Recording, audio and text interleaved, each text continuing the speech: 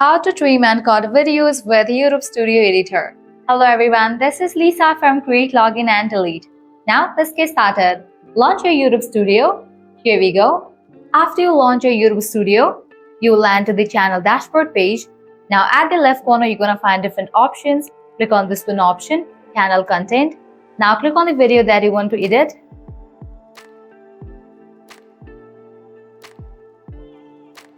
Now at the left corner, you're going to find different icons. Go ahead and click on this one icon, video editor. Now different options will appear. Click on the option of trim and cut. Now from here, you can easily trim or cut your video. Just move this icon and this way you can easily trim the video. You just have to move this blue part in this way.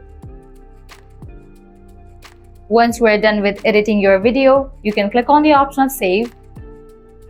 Save changes. Click on save. So this way you can easily trim and cut the videos with YouTube Studio Editor. By following the same process, you can easily trim and cut other videos as well. Well, this was really simple and quick process.